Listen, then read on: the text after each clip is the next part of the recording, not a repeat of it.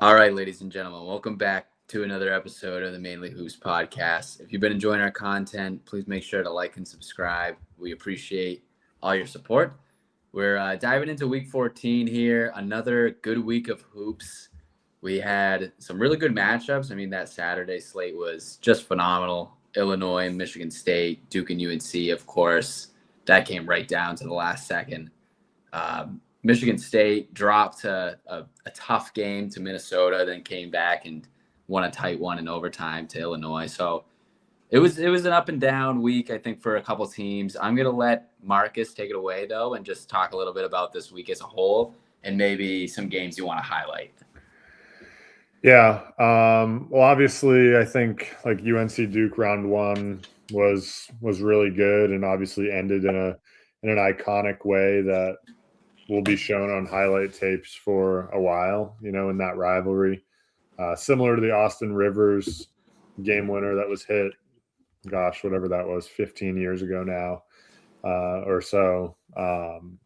It's going to be similar in that way. I have some thoughts on the game that we can maybe dive into here in a few. It was a weird game the way that Duke kind of was the better team for pretty much the entire game, and just kind of melted late. And obviously UNC hit a big shot and executed a little bit, and did enough to win the game. It was just a weird way to win. It didn't feel like the best team won, but obviously they picked up a huge win that hopefully for Carolina fans can get some momentum going here as they continue in conference play. But I'm going to pick on a couple of Big 12 teams from this week. I'm going to start. I picked on BYU already enough in their game preview. Did you? But I really wanted you to do it again. Yeah, you can talk about them a little more if you want. I mean, their defensive issues and lack of depth are serious concerns, in my opinion. That game at Oklahoma State last week was very disgusting. The way that they just let everybody get downhill and get to their spots and just be comfortable. The blow-bys were just insane. And then they're relying so heavily on three guys on the offensive end. And Rob Wright, I talked about it in the game preview. He's been good numbers-wise, but eye test-wise, it's like I just feel like he's not giving them the value that, whatever they paid him, $3 or $4 million is really worth. So they're going to need better out of him. They're going to need to be better on the defensive end if they want to really have a chance to do anything special. But if you ask me today, like they're really in trouble because they're not getting any. Like Jimmer Fredette's not going to magically get more college eligibility and come back. Well, NCAA might. You don't know that. I would say maybe. Right, but they're just. You see all the Bediako stuff too. If you see that, you guys saw that, right? Yeah. But we'll save that for another day. We can touch base on that a little bit. But yeah, so BYU and then another team, Texas Tech. They did bounce back with a win on Sunday against West Virginia, but that game last Monday at home against Kansas was just an epic melt. They scored 2 points over the final, I believe, 7:56 of that game. Went 1 of 12 to close out the game, and really just like they had control. That the run they went on in the first 10 minutes of the second half was phenomenal. They were terrible in the first half, really came back out of halftime and punched first, and they got up 9 or 10 with 8 minutes left, and then proceeded to score 2 more points the rest of the game. Those are wins they need to have, right? I know that Christian Anderson was out, but they just like JT Toppin was not very good in that game. And nobody else really stepped up down the stretch. Like 2 points is unacceptable. I know Kansas is a good defensive team, but they're not that good, right? And it still felt like they were going to hang on to win despite all that. But then Darren Peterson hit his 2 big shots to close things out and really ice the game. So really impressive there. But Texas Tech, I think like they need to they need to be better if they want to, really have a chance down the stretch, or if they want to be considered one of the top contenders in the country. And then one other team, I'll just throw out kind of a group of teams that appear to be struggling right now. A&M, now 2 losses last week. We talked about it. That they were going to rattle off 3 in a row. They were going to lose. We got 2 at this point. And then Vanderbilt lost the other day, but they've now lost 4 of 6 or 7, I believe. Anyway, one final team would be Kentucky. Big comeback win on Saturday at home against Tennessee. They've been much better as of late. We've talked about it the last few weeks. Picked up some really key victories, got back into the top 25 this week. So shout out Kentucky, maybe figuring some things out. Yeah, they're back in ranked territory. I mean, that looks promising for Kentucky fans. I do want to touch base on the Bediako stuff. Did I say that right? Bediako? Yeah. A bit. So there is a bit of a debate. I just saw an article earlier today that it's not going to happen, but some people are debating over maybe Alabama vacating those wins. What do you guys think? What are your opinions on that? They went 3-2 with him, so yeah, not a crazy amount of success, but yeah, they said the committee is going to evaluate Alabama with their current roster. So Bediako is not really going to be factored into it. Like when Selection Sunday comes around, I think it's more so they're willing to throw that stuff out, and I think it honestly hurts teams like A&M who lost by 3 on the road, Auburn who lost at home by 4. It affects them, I think, more than it actually affects Alabama, and I think the NCAA tournament committee will actually take that into account and not ding them as much. Those aren't bad losses anyway. A&M losing on the road to Alabama is not a bad loss. Even the Auburn home loss, and then the other team they beat, I actually can't. Who was the other team that they beat in that stretch? Hang on, I can tell you. Either way, they're not gonna get dinged for it anyway.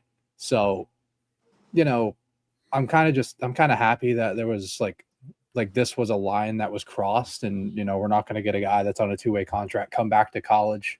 I think this pretty much throws Amari Bailey's chance out the window. I know he took a visit to Grand Canyon. I think that's going to get moved off the wayside, and he's not going to be eligible. He's going to have to go find another pro route, unless I don't even know who he was with. Was he with the Hornets? I don't even know, but whoever he was with, so. Might still have his rights. Then he could go back. But if I'm whatever team he's on, I wouldn't want him back. You want to go play for a Mountain West school over playing in the NBA? I don't understand what we're doing there. So ultimately, I am happy that this is the decision that got made, and there's finally a line in the sand with the NCAA. So I'm happy, and it was a Tuscaloosa judge. So I am pretty happy that came to this decision.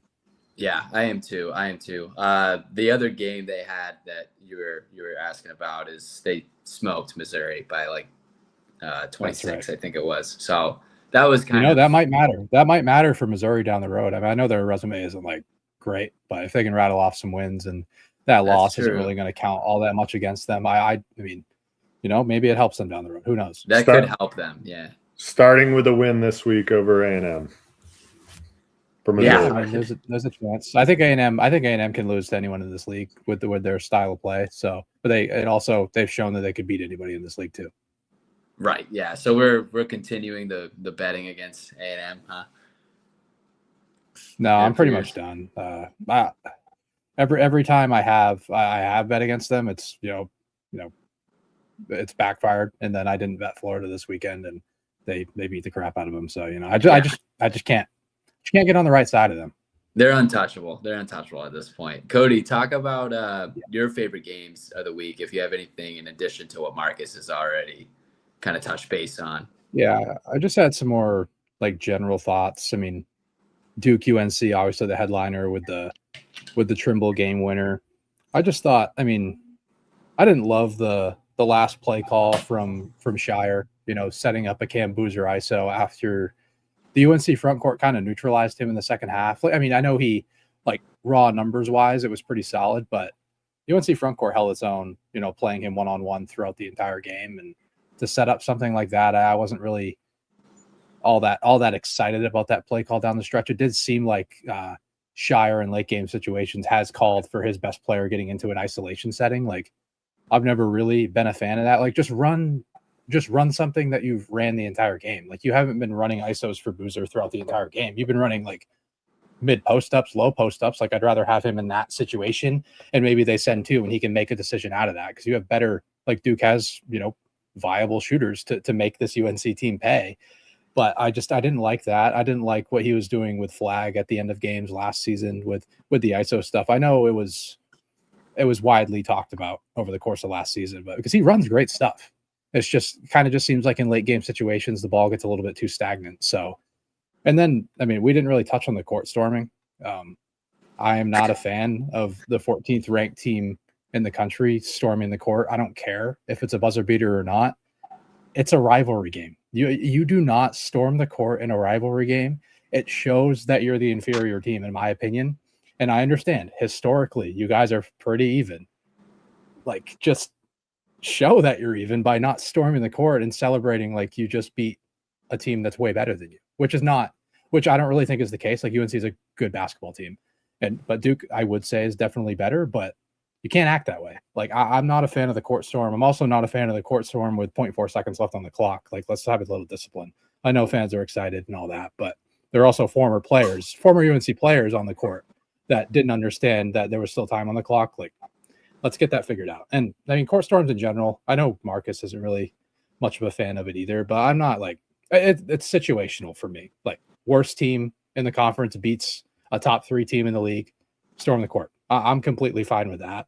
When it's a level playing field, like, what are we doing? And then you're a ranked team. So I will not rant about that anymore. I'll get into some actual basketball info here, but I guess the main thing that I was gonna say was I think Houston might be the best team in the country. I don't know if that's like extremely bold. Like, I know like Arizona and Michigan have been like widely touted as the top 2 teams, and it hasn't really seemed to be. There's another tier, like Duke and Houston are in that, probably that second tier below them. I think there's a real shot that Houston ends up cutting down the nets and is the best team in the country right now. I know they haven't played like the most overwhelming competition over the course of the last, but really since conference play started, their league play schedule is a little bit backloaded, but that BYU win's obviously a good win. And did you guys know over the last month that Houston is the number 1 team, the number 1 adjusted offense per Torvik, and they're like ahead of Illinois by a little bit, and then there's like a wide gap between them and third. They have a 136.7 adjusted offensive rating, which would be like by far the best in the country right now. And the best part about this is like they're not even scorching the nets from 3 with this this number. I mean, they're shooting at 34% from 3 over the last month, and they're the number 1 adjusted offense. And it's because, I mean, one, Kingston Flemings is one of the 5 best players in the country, which I think it's pretty obvious at this point. And Houston never turns the ball over. I mean, they're the number 1 team in the country in turnover rate, and at 12.4%. Since league play started, they're a whole 2% below that. They have a 10% turnover rate in conference play. Like, they're the number 1 offensive turnover rate team and number 1 defensive turnover rate team. Like, they turn teams over 21% of possessions, and they turn it over on 10. Like, it's an insane advantage that they create every single game, and they're 4th in adjusted offense over the whole season on KenPom. Like, Kelvin Sampson with an offensive ceiling is dangerous. Like, and I think that's kind of what we were waiting to see, right? With this team was, we always knew the defensive backbone was going to be there. This team was young entering the season. They took their lumps, but the offense has, like, they could be the best offense in the country kind of ceiling. Like, that's dangerous. And I think we could be looking at the best team in the country right now. And I think they can win it all. And I had my doubts early in the season.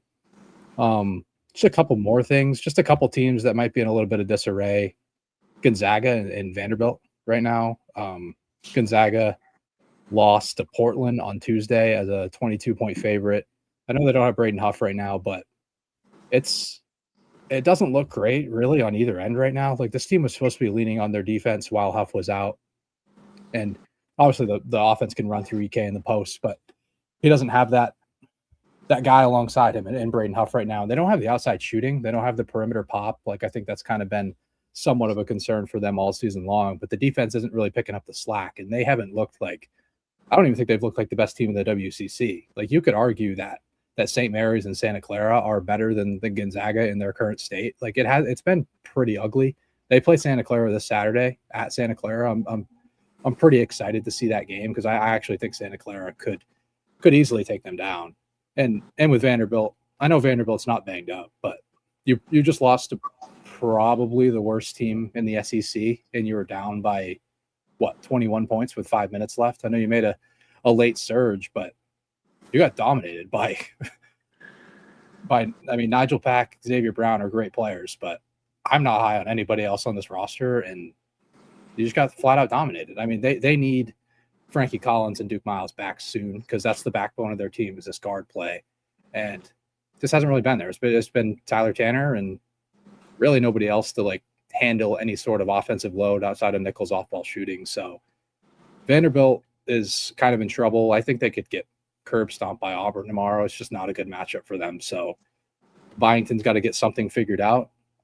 Then just one final thing from me would be, I know you touched on Kentucky kind of bouncing back, and they look really good. They're 8-3 in the conference. Comeback win over Tennessee, but despite Tennessee losing that game, I actually like what I'm seeing from Tennessee right now, and it's particularly on the offensive end. Like, we ragged on Nate Ament early in the season, like said he couldn't score against high caliber competition. He's looked like one of the best players in the SEC right now, and he's starting to look like a top 5 pick again. And I think this offense has an actual ceiling, which is crazy to say with Rick Barnes. Like, this team could be a top 20 offense, and you can always rely on Rick Barnes and his defense, regardless of the personnel that they throw out there. And, we can give JP Estrella some love too. I think he's been a real reason as to why this offense has gotten a little bit more versatile. His skill set is it's gotten vastly better over the course of his career. And I really like him as a short roll option. He can make decisions with the ball in his hand as a passer. You can put him in a lot of areas, and he can succeed. So I think the more JP Estrella minutes that you get, I think the better this Tennessee offense gets as well. Yeah, just touching base on your Houston comment. I mean, I feel like my opinion is that Kingston Flemings was kind of the answer to a lot of their problems offensively. I mean, he's just been phenomenal all year. And yeah, I didn't know they were ranked quite that high in Torvik, but it makes sense. I mean, they've been playing just good quality ball, efficient ball.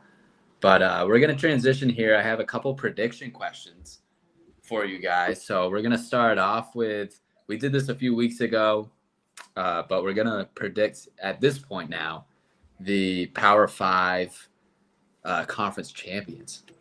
So as of right now, the favorites are Arizona in the Big 12, Duke in the ACC, Michigan in the Big 10, Connecticut in the Big East, and Vanderbilt in the SEC. This is just like who's leading basically the conferences. But Marcus, I'm going to start off with you. Who do you think is going to win each Power 5 conference?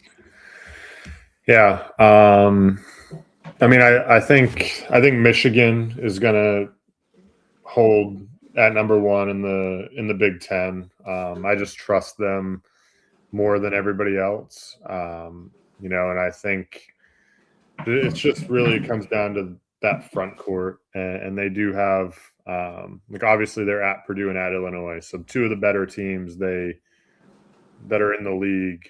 They do have to play on the road, but I still just trust them enough not to slip up against anybody else. And I don't really expect them to lose both of those games. Obviously, it won't be easy. I would expect them to maybe lose one of them. But I just think that, if they come out of conference play with like 2 losses or something, they'll obviously be fine because like Illinois is 11-2 right now in second place. I do expect Duke will be fine and still win the ACC. There are obviously other quality teams. Clemson's up there, but I don't really expect them to hold there. Virginia's been good. NC State's sitting at 9-2, but anybody that's watching on ESPN right now at time of recording, they're down 30. So not pretty there. They're not going to end up there. Carolina, they slipped up too much on the West Coast to really win that league. The Big East is interesting because obviously, the St. John's UConn, it's going to come down to them, both of them. And St. John's they're actually on the ropes right now. They're now back up 3 against Xavier at time of recording, but they have 1 loss. UConn has 1 loss. They have the head-to-head over UConn. So right now, St. John's is in first. I still think that UConn's going to be able to get it done just because they're going to have St. John's at home. I trust them more at home. And I think like UConn, even though they've had some close calls against other teams in the league, I do think that I trust them more against some of the middling teams in this league. And then the other 2, I actually think that Houston's going to win the Big 12. I know that it's kind of an interesting take at this stage in the game, just because Arizona hasn't even lost a game all year yet, and they've played a rather difficult schedule. But they get Arizona at home. They have a 3-game gauntlet that starts next Monday.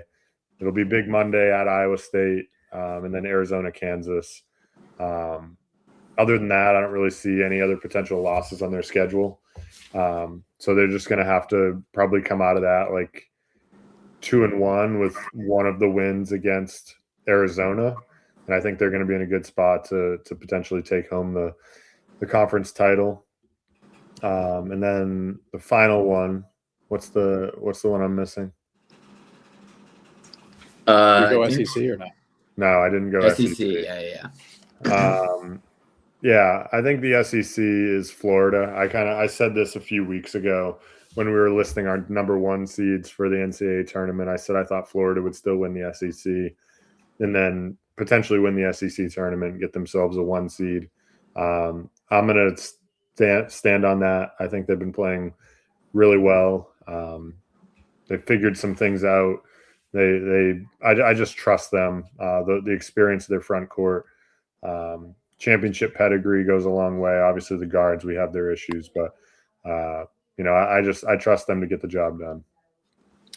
Yeah, it's interesting right now. I'm looking at bracket matrix, and it was updated last Friday, February 6th, so it'll change a little bit. But the highest ranked SEC team is Vanderbilt, Florida, and they're both 4 seeds as of right now. I don't expect that to be the case at the end of the season, of course, but it is interesting just compared to what we saw last year with 2 number 1 SEC teams. But Cody, I'll have you go through your Power 5 conferences and pick champions for each. Yeah, I mean, fairly similar thoughts on my end. I mean, starting with the SEC, I do like Florida. We talked about their schedule in the preseason and how it was one of the more generous schedules. I think they actually had the weakest strength of schedule, according to Torvik in the preseason. They're projected to win their last 8 games, so I wouldn't really doubt them. And they're really starting to turn it on. They're the 7th rated team in Ken Pop. I don't think the casual viewer would view them as the 7th best team in the country because they see 6 losses next to their name. But their losses are. There's a couple bad ones on there, but every loss is very tight. And they lost to 3 of the best teams in the country in Arizona, Duke, and UConn. So, and they've been proving their worth in league play at 8-2, and I think they continue to roll. I wouldn't be shocked if they were able to win out. They could afford 1 or 2 losses, and I think still win this league. So, I'll go with Florida to win the SEC. I also like Houston to win the Big 12. I talked about how I think they might be the best team in the country, and I feel very good about Houston taking care of business against Houston taking care of business against Arizona at home when they match up in what is that, a couple weeks, like the 21st? Yeah. Is that when they match? Mm-hmm. I like their chances. I think they match up really well. They beat them on the road last season because they could take them out of transition, turn them over a little bit. I think Arizona's weaknesses are a little bit with turnover stuff, throwing 2 at the ball, forcing them to win from 3. They have viable shooters, but ultimately I view Houston as Really one of the most undervalued teams in the country right now, even though they're fourth in Ken Palm, but I still think there's a lot of meat on the bone with them, with how good their offense has been. So I'll take Houston. I'll never doubt them in a road setting either, as I've mentioned a bunch.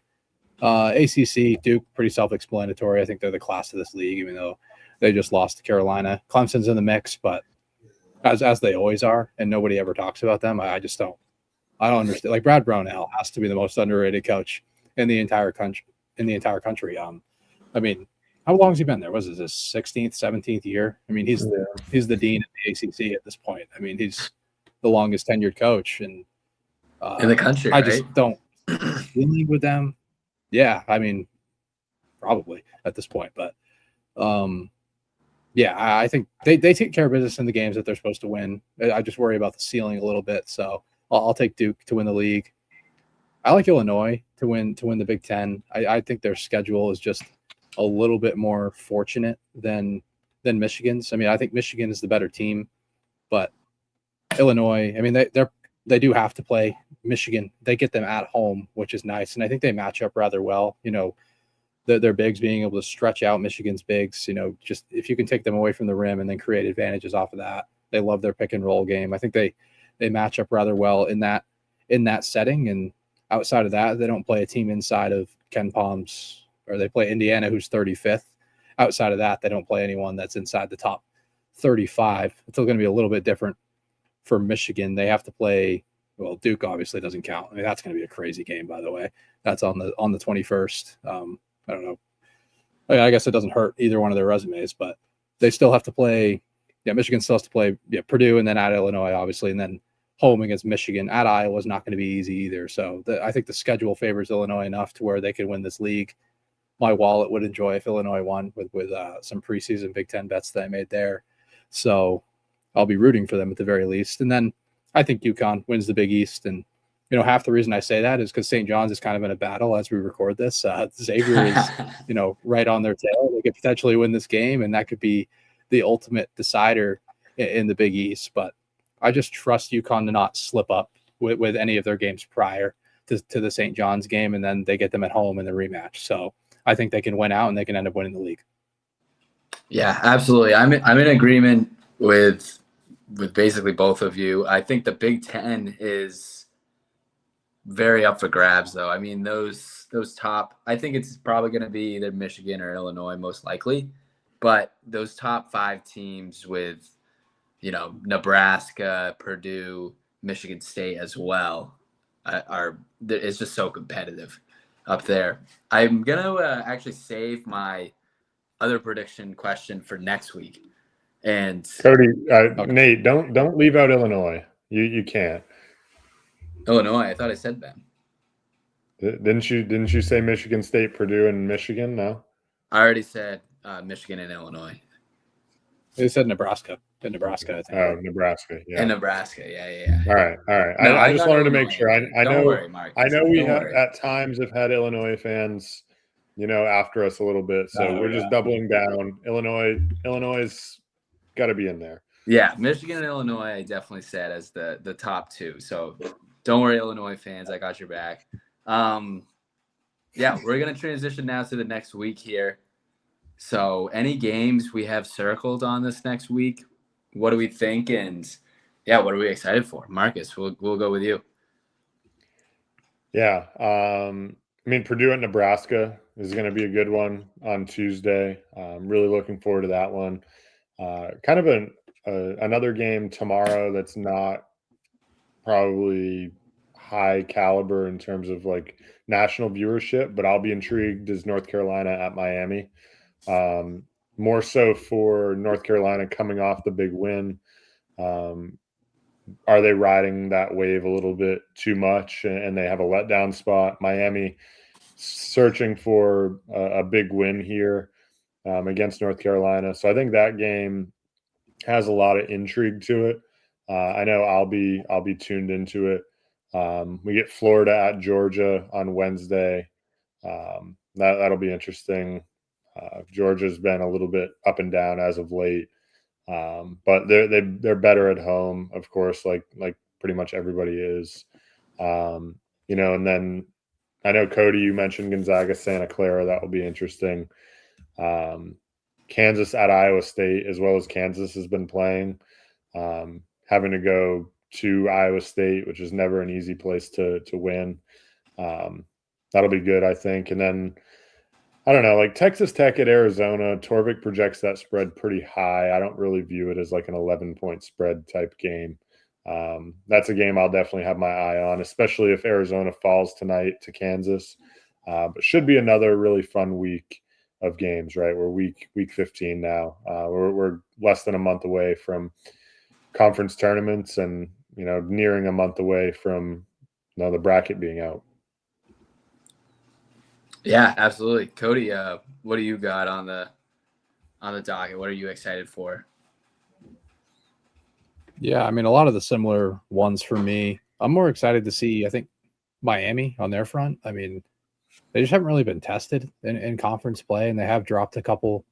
Like, their schedule has been pretty light throughout the entire year. They're going to get tested more as the year goes on, or as the conference season goes on here. So they actually don't even have to play Duke this season, which is kind of crazy. That's a whole another discussion with what the ACC has done with their schedules. Like, they're scheduling it like where you're playing two teams twice, and then that leaves one team out. I don't know. It's an 18-game schedule, so like one team, you always miss one team every year. So it's a very weird dynamic. And for Miami to not play Duke, like those were two top half teams going into the season. Like, I think you kind of have to get that game scheduled. So yeah, kind of a miss on the ACC's part. But yeah, I'm excited to see if Miami can catch a potentially sleepwalking UNC after that buzzer beater against Duke. So yeah, excited for that one. Purdue, Nebraska, obviously, then Purdue has to play Iowa on Saturday. Auburn, Arkansas, and the rematch there. I believe that's on Saturday as well. Auburn just beat the piss out of Arkansas in that first matchup. So hopefully Arkansas has a little bit more fight. I'm a little bit concerned with Arkansas's defense, as a lot of people have been throughout the entire year. Their interior defense is rather weak, and they've just been carried by the guard creation of Acuff and Malik Thomas. Their offensive rebounding has gotten a lot better as well, but they're shooting, I think, pretty well above expectation, or at least they were up until the last week. So gonna have to see how real they are down the stretch of the season. But besides that, I think I echo a lot of the same thoughts. Like I said, I'm excited for Gonzaga and Santa Clara. I also think Iowa State can lay the wood on Kansas. In my opinion, I think we haven't seen Iowa State in a while, and I just feel like they've been kind of they're hiding in plain sight, kind of. I mean, they're still a top 7 team in the sport, and no one's really talked about them the last 2 or 3 weeks. They haven't played anybody really. I mean, they've played, like, their schedule is so backloaded, as is like the rest of the Big 12. So I do think Iowa State is going to show, like, yeah, hey, we're still here. We're still a national championship contender. Like, and I think they're going to prove that this weekend. Yeah, absolutely. There's good conference matchups all across the board. I mean, this is going to be definitely a good week to tune into college hoops. Anything else to add here before we wrap things up? All right, let's wrap it up here. As always, thank you for listening to the Mainly Hoops podcast.